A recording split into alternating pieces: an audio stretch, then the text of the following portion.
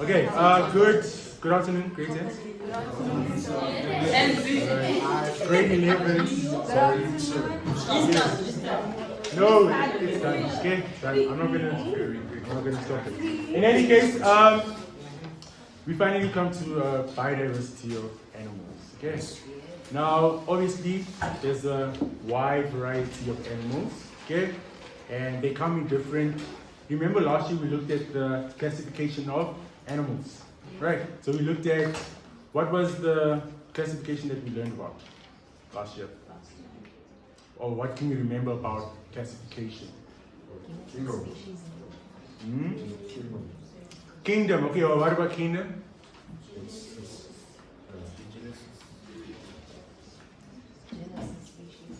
Okay, so we had the classification of organisms. It started off with kingdom, and then phylum and, so kingdom, phylum, class, order, family, genus and species name. Okay, so basically we're going to be looking at a few phyla within of organisms that we're going to look at. So there's quite a lot, but we're only going to look at a select few, because if we were going to look at all of them, we were never going to finish this topic. Okay, so we're going to look at a select few. But in a nutshell, biodiversity refers to the variety of life on Earth. So life is diverse in animals and plants as we look at. So there are approximately 1.5 million recorded animal species on Earth. Animals are sorted according to their similarities and differences. Like we said, they are classified, and all animals belong to the kingdom Annelida, right? So that's the Annelida, and Annelida has these different phyla, okay, or subphyla. You even get subphyla under phyla, right? And then you get class, order, etc. Right? But there's quite a lot. So phyla means plural, right? Many phyla and one phylum. Okay, so it's based on differences in their basic body plan, right? So we're going to look at a few things. We're going to look at the animal's body plan, right? Also, we're going to be looking at how are they adapted for nutrition, right? So some organisms, they have what we call a true gut. Okay, so true gut means that food enters the mouth and gets excreted by the anus. Okay, and you have also a blind gut. Okay, or another word for blind gut is that they just have one opening. Okay, so it's just the mouth, and then you have animals that basically eat and then they excrete via one opening, which is the mouth. Majority of the cases. Yes. Like snakes, yes. All right. Yeah, we're going to be looking at all those animals. So there's quite a variety. All right. So it's just some terminology that we need to understand. So, okay, we know now what a phylogenetic tree is, right? Okay. Most of you guys said in the test, I don't know why you guys said in the test that it's the evolutionary development.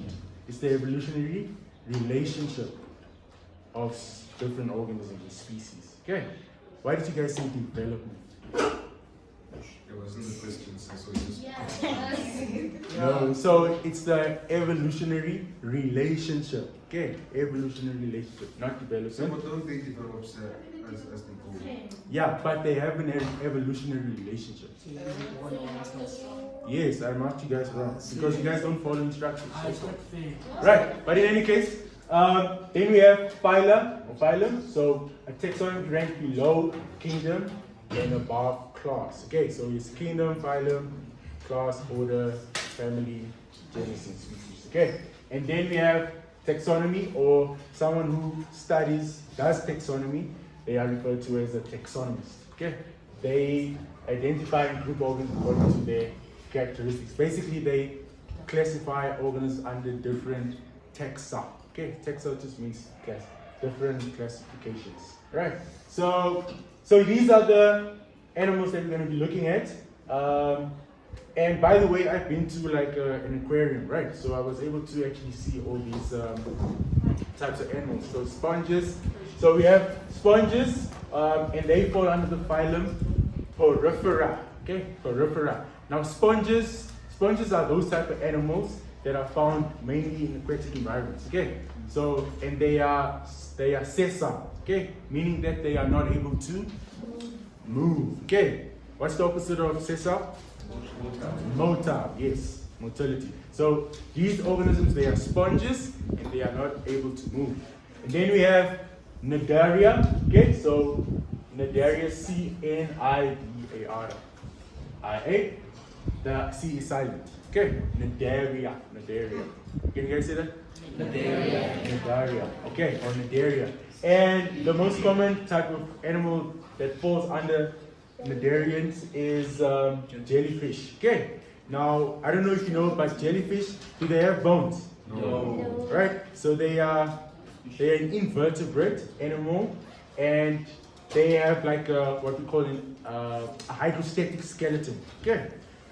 Do you all know what a hydrostatic skeleton is? Yes. So hydro refers to water. Okay. And the pressure exerted on the organism, it will be influenced by that pressure. Okay, especially in water. The water pressure that's exerted upon the animal. So that's why a jellyfish moves with the pressure that is exerted by the water. Are we good? Right. And so it's basically like a boneless type of, well, an invertebrate that is able to move using the pressure of the water. Yes. So it doesn't dictate its movement. It doesn't? Dictate its movement. What does not dictate its movement? So whenever the water flows, it also moves like the water. Yeah, but it's able to do that via its hydrostatic skeleton. Okay. So it can manipulate the pressure of water in order to move. Yes. So what is the difference between an invertebrate and a vertebrate? A vertebrate is an organism that has a spinal column, basically, right? That is bone, that consists of bone. And then an invertebrate does not have a vertebral column. What Right. does it have? What does it have? It has, like we said now, a jellyfish had a hydrostatic skeleton instead of, well, think of what are other forms of invertebrates? Worms. Worms, okay?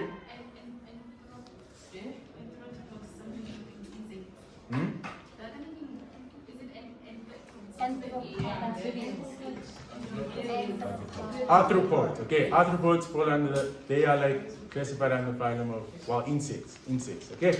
Yeah, so, yeah, where were we? So then we have another group called Platyhelminthes, okay? Platyhelminthes, so yeah, this is a very complicated term. We're going to do some terminology on that. Okay, and this phylum consists of flatworms, right? So we were looking at parasitism, right? So parasitism is an example of, so you get flatworms that are and tapeworms. They are like parasitic organisms, and they can cause harm to a living organism, right? So we're going to be looking at them. So flatworms, how they look like is, if you look at them from a top or a dorsal point of view, right? Dorsal just means on top. Okay, so then they look flat. They look flat from the top view, right? Although they're not necessarily, they look flat from above, right? Doesn't everything look flat from above? Good question. No. Doesn't everything look flat from above? No. Well, we're gonna look at that, okay? Doesn't And then- everything look flat from above? Yeah. And then Annelida, okay? This phylum consists of worms that we call them segmented worms, right? Segmented worms. So worms that have repeated a repeated body structure. So like when you cut like a worm in different pieces, it will be the same. Okay, so they have like segments that keep on repeating, like an earthworm and many other types of worms, right? So they fall under the Annelida, the phylum Annelida. And then we have Arthropoda, which consists of our insects. Okay, now many insects have like a hard outer protective layer that we call the exoskeleton. Okay, and the exoskeleton is made up of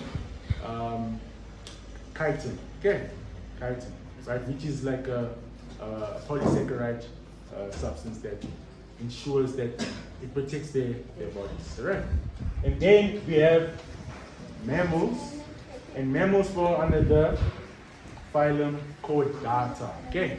And we call them chordates. Alright? Chordates. And so how did scientists classify these organisms? Okay, so now we have all these, at least 6 phyla that we're going to be studying, right?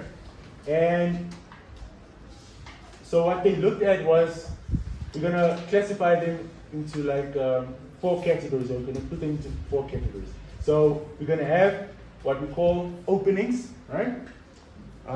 Do they have like an open gut, or do they have like 2 gut openings, or do they have 1 gut opening? Okay, like I said, do you have organisms that have the mouth and the anus, or do you have organisms that just have the mouth and then they digest food via the mouth as well as ingest food via the mouth? Okay, so we're going to look at that. So that's going to be a characteristic that we have to distinguish between all the phyla, right? And then, just going to take this thing out. Okay, and then we have what we call tissue layers. Okay, so tissue layers, we have microorganisms that will have what we call triploblastic form, and then others that will have a diploblastic form, right? So diploblastic forms means 2, di means 2, right? So then they will consist of 2 layers, namely the, we're going to look at that, and then triploblastic will be 3 layers, all right? 3 layers, and we're also going to look at that. We're also going to be checking if these organisms have what we call civilization. Now, civilization is the process whereby an organism has sense organs in front of its head, okay, that enables it to move around. Okay, for example, like a worm. A worm does have civilization because it's able to. It has sense organs on the interior part of the organism. Interior means front. Okay, so it's able to navigate. Okay, then you have others that have no civilization. For example, like sponges. Okay, they don't have any civilization because there's no sense organs that's on the interior part of the organism. Or they don't have like a definite head. Okay, so you can't really see the head. And yeah, so that's no civilization. Okay, but then there are organisms that have civilization as organisms that evolve through time, right? And then segmentation. We're also going to be looking at the shapes, the different ways in which you can cut an organism. Okay, so for example, if I cut a cross-section and what? yes. If I cut let's for example say a worm, right? How many equal parts will I have of the worm? If I cut it into, let's say, it's a worm and I cut it, transversely, okay? How many parts will it have? 2 parts, right? Will those 2 parts be equal? We don't know. Okay, let's say this is the worm, right? And I cut it like that, like this. Okay, if I cut it like this, there will be 2 sides, right? Will they be equal to one another? Depends. Yes, it depends on how you cut. So if I cut it this way, it will be equal, right? But then that's only two halves, right? But what if I cut it this way and that way?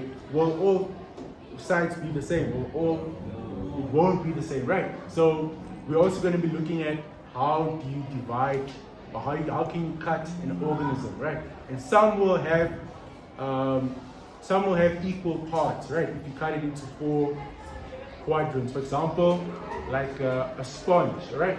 A sponge, let's say for example, like a jellyfish. If you cut a jellyfish into, if you make 2 cuts, like a vertical cut and a horizontal cut, it will have 4 equal openings, right? And then there's others that are round. No matter how you cut it, it will have equal segments, it'll all be like a pie chart, okay, or like a pizza. It'll all be equal. All right, do we understand? So that's what you have to take into account here.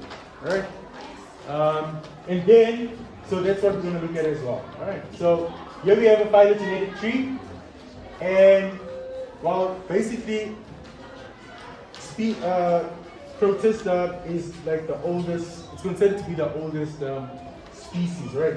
Unicellular Protista, and then these phyla have evolved from that, and they developed layers of tissue. They developed gut openings. They developed layers, triploblastic, bilateral, and civilization, and also segmentation. How they are cut and arranged.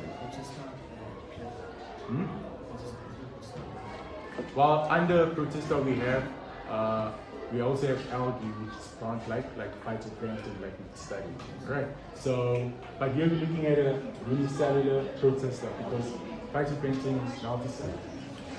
Right. Okay. So, are we together? So this is the phylogenetic tree of kingdom Animalia, showing division into phyla. Okay. Should we watch a video? Okay, let's continue watching this.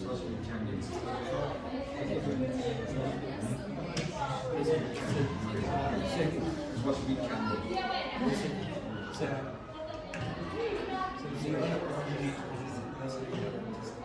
Well, that's what science is saying, but that's basically from the theory of like evolution. Okay, that they predict that the oldest animal was unicellular. Okay. Okay, we'll watch a video later. Okay, I think we just need to. We'll watch a video later. I think we need to carry on. Okay, so a body plan. So guys, body plan, right? Body. We need to understand how each phyla. Okay, what's their body plan, right? So the body plan will be based on structural characteristics of an organism that's separated from other organisms or groups of organisms. Okay, so important features of body plans include body symmetry. Yes, so that's what I meant when you are dividing the body of an animal into different into halves or whatnot. Okay, and now they're equal. Okay, so that we refer to as symmetry. Okay, and then tissue layers. How many tissue layers do they have? So they have 2 tissue layers, then they are diploblastic. If they are 3 tissue layers, then they are triploblastic. Okay, and then number of gut openings and the presence of a body cavity. Okay, now body cavity, what is body cavity? Basically, it's what your body is filled with, right? Okay, so some organisms have a fluid-filled body cavity that we call coelom. All right, but we'll explain that later on. Civilization, like I've mentioned, is the presence of a definite head that contains sex organs in animals, first seen in the phylum Platyhelminthes. Okay, so Platyhelminthes refers to, what is Platyhelminthes? Example of that was? Flatworms. Okay, flatworms. And then we have, so sessile, like I said, organs that are immobile and are attached to one place for life. Sponges and barnacles are examples of that, right? And then gut, portions of the alimentary canal. We all have a gut, right? The gut refers to your alimentary canal from the mouth, the esophagus, all the way down to the anus. That's basically the digestive system. All together, right? So and then we have body symmetry and civilization. Okay, so these are the different types of symmetries that we're going to be looking at. An organism is symmetrical when it can be cut into 2 equal and identical halves through 1 or more planes, right? So it'll make more sense when I show you guys images. So multicellular organs can be asymmetrical. So these are the types of symmetry. So it can be asymmetrical. So asymmetrical means that it's not symmetrical, right?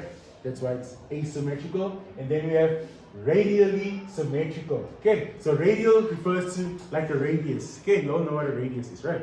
Like a circle. Okay, so radial means that However way you cut radial symmetry, it'll be equal, okay? Through many planes. Okay, if you cut a pizza into half, if you cut it into quarters, if you cut it into thirds, it'll all be the same, alright?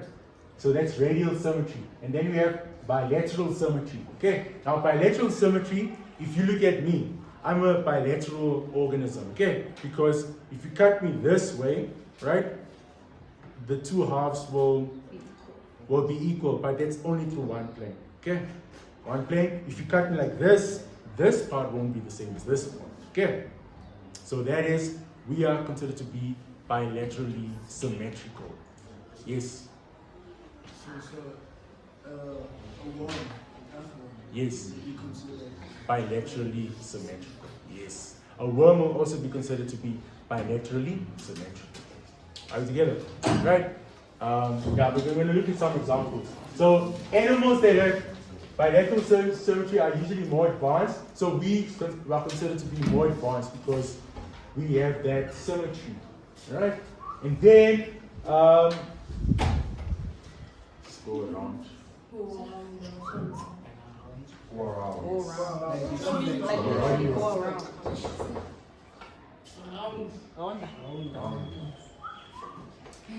Do you guys see a tripod right here? Oh, yeah, you need a tripod.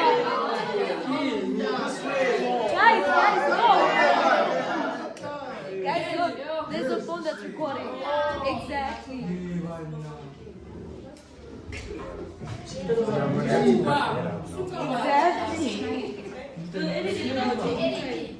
Yeah, we have to edit. We play this. You can talk. Yeah. What did you want? Okay, yes, what do you want?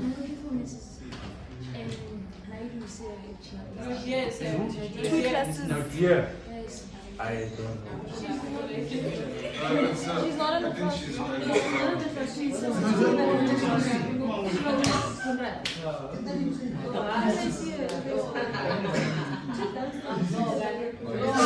Okay.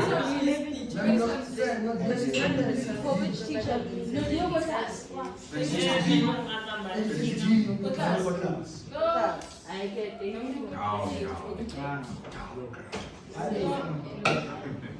Alright, okay, let's continue.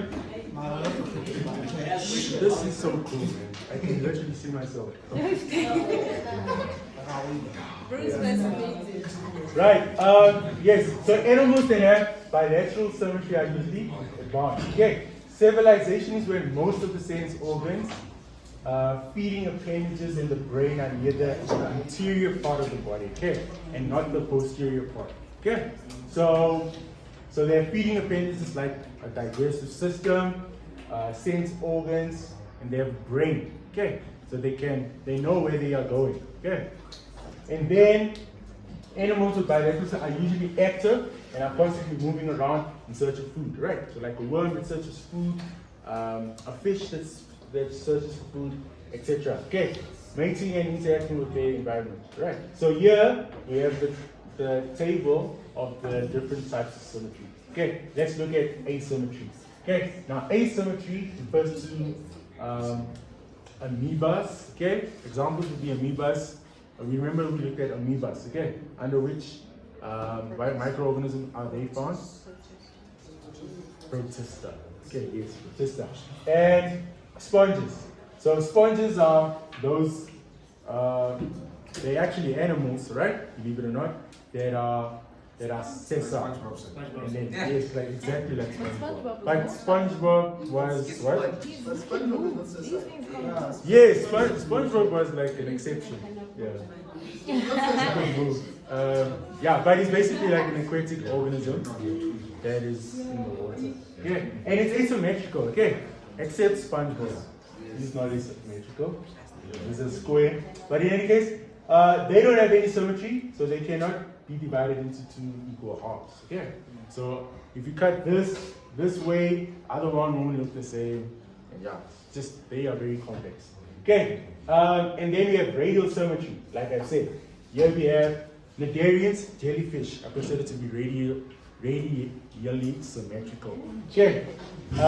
Their body plan can be cut through more than one plane to obtain two equal halves. Right? So, however way you look at it, okay, it's going to be equal. Okay.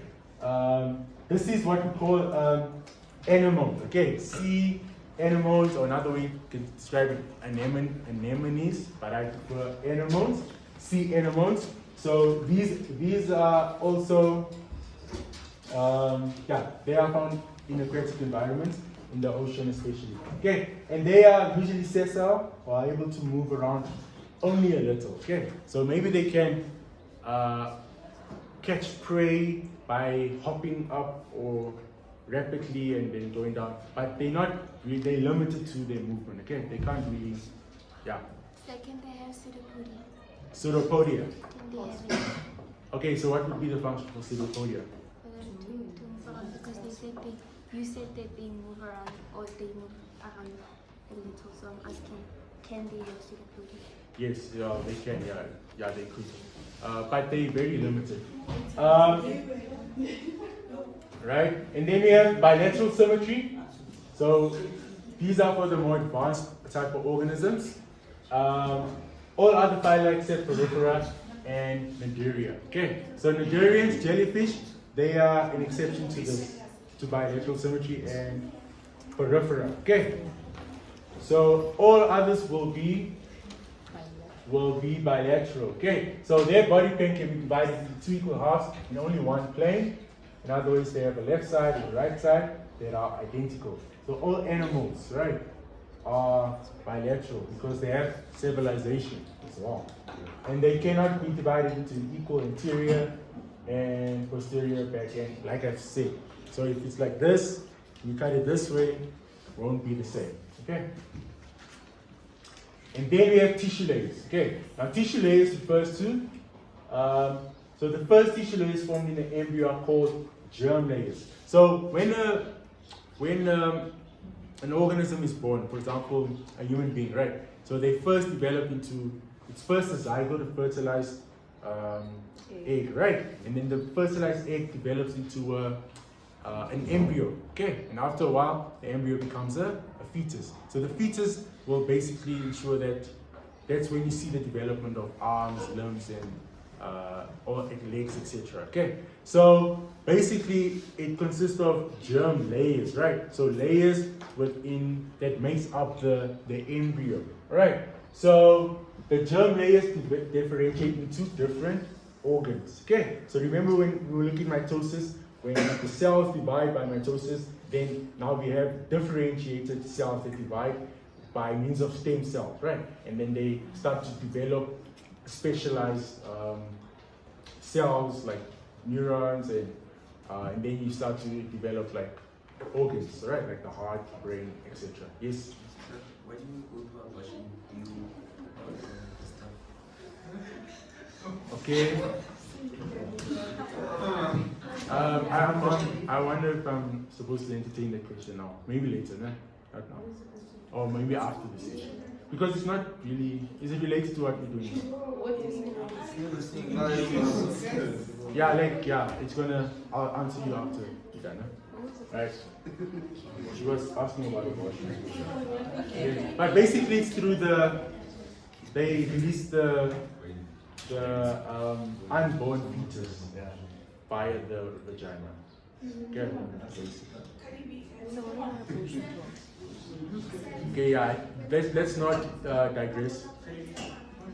Right? So, guys, so these are the types of tissue layers. We have diploblastic. So diploblastic means having a body wall that is composed of two layers, the endoderm and the ectoderm.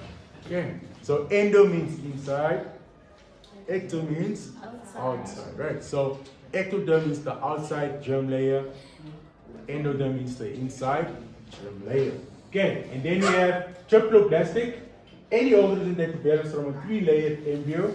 So this one will consist of ectoderm, mesoderm, and endoderm. Okay, so that's triploblastic. Okay, and the word blastic comes from the word, we have what we call blastocyst. Okay? You guys are going to learn about that next year a lot more. Right? And then we have coelom. Now, or coelom. Okay? This is how it's spelled. C-O-E-L-O-M. Okay? Now, what is a coelom? A coelom refers to a fluid-filled cavity that lies between the ectoderm and the endoderm and is found in triploblastic organisms. Okay, so organisms that have the endoderm, ectoderm, and the mesoderm. In between the mesoderm and the ectoderm, you'll have what we call a coelom, which is a fluid-filled cavity. Okay, so in insects, right? Remember we were doing the circulatory system last year, and then we described our circulatory system as being closed, right? And then insects, their circulatory system is open. Okay, so insects they also have a fluid-filled cavity within their layers, and that is referred to hemocoels. Okay, so that would be like the blood cavity that they have. Okay, but it's open because blood gets diffused by means of into their cells. Okay, instead of going through the heart and then a cycle that continues, right? Like ours is closed. Okay, so but we're going to look at that in more detail. And then hydrostatic force, a force exerted by a liquid, usually water, increased with constriction and gravity. Okay, so for the physics people, I don't know, this might make sense to you. What? Hydrostatic force. A force exerted by a liquid, usually water, increased with constriction and gravity. Okay, so when a jellyfish constricts and contracts, it's able to move via the pressure of the water. Are we together? Yes. Are we good? Right, and then peristalsis. Okay, do you know what peristalsis is? Peristalsis is basically it's basically a movement through which your muscle tissues often do this process of peristalsis. Okay, so they contract, the muscles contract, right? They contract and relax in order to move substances within the muscle tissue. Okay, so who can tell me what's like an organ that does that similar thing? Yes, the esophagus. The esophagus does that, right? So when you swallow food, your esophagus is basically contracting and relaxing. The esophagus is relaxing and contracting in order to push down food to your stomach. Are we together? Right? And then, yeah, so many other muscle tissues do that. Okay. So automatic way of muscle contraction that moves food in one direction through the digestive tract. Okay. Right, yes. Is it voluntary, involuntary? That's a good question. I'm asking it back to the whole class. What do you guys think? I'll answer after I hear what you guys think. So is peristalsis, that movement, is it voluntary or involuntary? Involuntary means that it happens on its own without you thinking. Voluntary. Okay, once you swallow, it's involuntary. Okay, involuntary. No, swallowing is voluntary, right? But then the movement of the substance via the alimentary canal, that would be involuntary. Okay, because it's pushing down food. Yes, so it's a muscle. Like the same way the heart is beating, right? The heart is a muscle and it beats involuntarily. Okay. Right. Huh? What do you think? Well, you can choose what to think about.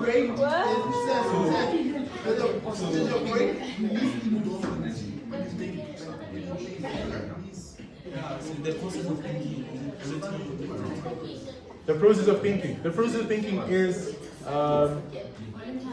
voluntary, but it can also be influenced.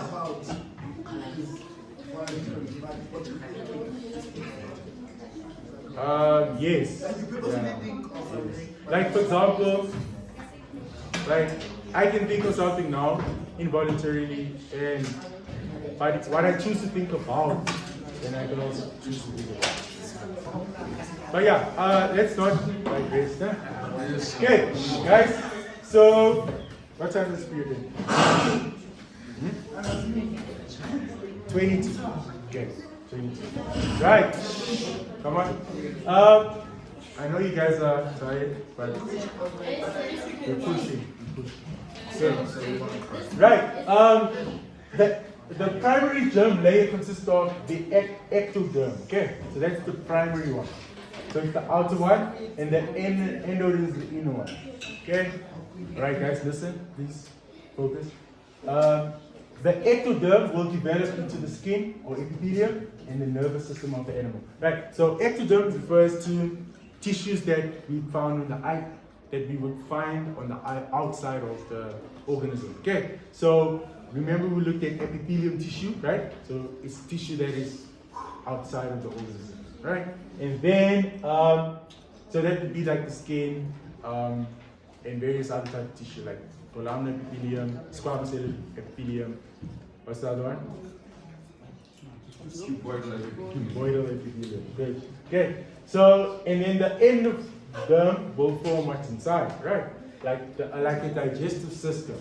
Okay. So that what will be formed. Animals that only have two germ layers, ecto and endoderm, are called diploblastic. Okay, we did discuss that. Diploblastic animals do not form complex organs and are more primitive animals. Okay. So triploblastic animals are more advanced than diploblastic organs. So are we triploblastic? Yes, we are triploblastic. Okay. We have a coelom, which is we have a fluid-filled cavity. We have a well-developed circulatory system. Okay, and then we have epithelium tissue that consists of skin and various like we mentioned just now. And then we also have an endoderm, which consists of our digestive system. Yeah, so we are fully developed triploblastic animals. Okay. But I don't like to call myself an animal because I'm not an animal. Well, yeah, from a scientific perspective. Who are my ancestors? Sir, there's only one difference between you and animals. You have choice. You Yes. don't have choice. Yes, exactly. So I'm not an animal. Animals have choice. Some of you are animals. What? Oh yeah, these should behave like that. Right. Okay. Now check you guys. Here's a diagram.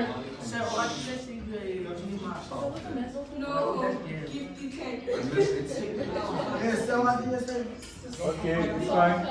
Use this.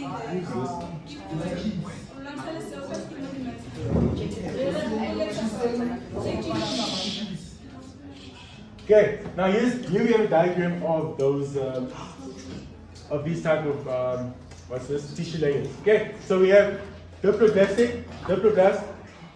Can you see there's an ectoderm? Then it has a endoderm, right? So that's basically all it has, right? And then you have a triploblastic, which has mesoderm, endoderm, and ectoderm. Mesoderm, I'll get to what a mesoderm does, but it's basically like it's in between the ectoderm and the endoderm, and it will coelom will be in between will make up the mesoderm. Actually, coelom develops into the mesoderm. All right, the fluid-filled cavity develops. But yeah, I'll explain later on. Yes, you want to ask questions? What is what in the middle? Okay, what is in the middle? Remember when we were doing the lumen? Like lumen, right? Lumen. Yes. Yeah. Well, this is just a diagram. Okay, so in this case, it's nothing. Okay, nothing is inside. Okay, it's just a diagram to help us understand. Yeah, of course, but this is just a basic diagram trying to explain the three layers. Right? So don't worry too much about what is in the layer. Okay. So and then we have secondary germ layers. So primary is ectoderm, secondary weak, mesoderm, sorry. Okay. So mesoderm is a secondary germ layer which develops between the endoderm and the ectoderm. Okay. So animals that have 3 tissue layers, okay, called triploblastic. Mesoderm develops into connective tissue. So this is the interesting part. Okay, the mesoderm, right? It develops into connective tissue. Okay, connective tissue here are what binds tissue together, right? And how will it bind tissue together from what we learned last week? What connects tissue together? Fibrous connective tissue, areolar connective tissue, dense white connective tissue, fibroblasts, yeah, all that. Okay, they make up your connective tissue. So mesoderm will develop into that, and then also blood systems will then develop. Okay, blood systems like your blood and reproductive organs, cartilage, yeah, which is another connective tissue that we looked at, yes, and blood connective tissue, right, and even the lymphatic system. Okay, so basically the mesoderm covers a wide variety of systems in our body. Okay. Alright, so quick exercise before you guys go. We're gonna do this now as a class. Let's do it together. Right. Just for remediation or assessment. Okay, let's say 1 by 1, give the body symmetry of the organisms A to C respectively. So A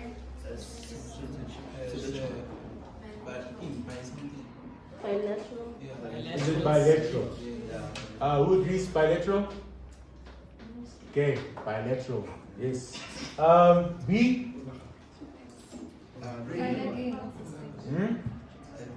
It's radial. No, it's not. B is. What is B? What is this, by the way? Earthworm. So, what is it? Which symmetry is it? Asymmetrical, bilateral, or radial? Not asymmetrical, bilateral. Okay, it's also bilateral. If you cut this worm in one plane, it will be 2 equal halves of it. Okay, right. And then C, also bilateral. You see, so all of them are bilateral here. Okay, remember, all are bilateral except Cnidarians and Porifera, which are your sponges. So except jellyfish and sponges. Okay, what are the advantages of an organism that has bilateral symmetry? They're not sessile. Okay, yes, they are Not sessile. able to move, right? What else? What did you say? They are advanced now. How are they advanced? They can. Okay, so they have a developed brain. Okay. We consider them as We will consider them as being triploblastic. Okay, yeah, triploblastic are more advanced than endoderms. However, some organisms they can be endoderms and still show what's this? Bilateral symmetry. Or they can be diploblastic. Yeah, they can be diploblastic, yes. Right. So yeah, those are advantages. They know where to go to look for food, right? And they have civilization, so they can sense their direction as to where they are going, and they are motor as well. Okay. Yeah. Well, the jellyfish is a jellyfish does have civilization. A jellyfish does have civilization. Okay, so they are able to move because they have sense organs at the head, right? At the interior part of the organ. Yeah, so that's a good question. Jellyfish have civilization. They know where to go. They have sense organs, so they know where to go. As much as they are asymmetrical, well, not asymmetrical, radially symmetrical. No, what I'm trying to talk about, so you said that once they move Yeah. due to water and stuff, Mm-hmm. can they dictate their movement? Yes, yeah, yes. Because of their hydrostatic skeleton, they can do that. They can decide where to go. Oh, Right. I thought the ocean just dictates. No, they manipulate the pressure of the water to move in whatever direction they want to go. Okay, because that wouldn't make sense if the jellyfish just was always carried by the water. Then, what if it wants food and then the water's like, nah, you're not gonna get food. So does not make sense. Okay, so give the letters of the organisms that show civilization. What are the letters that show civilization?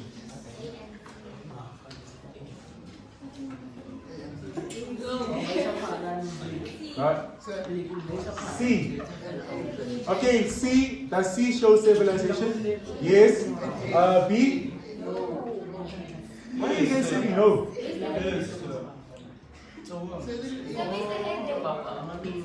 It's not about where the head is, it's that it knows where to go. So it has sense over.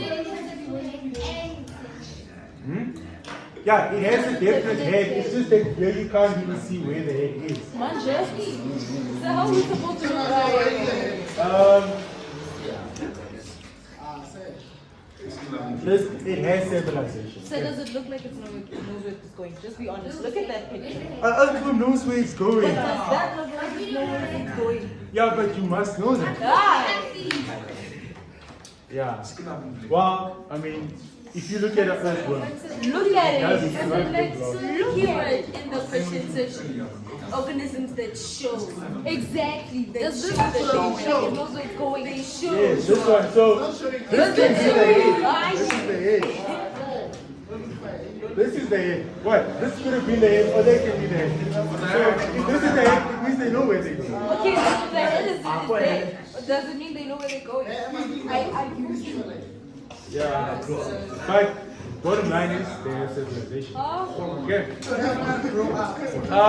And A also has, all of them have civilization.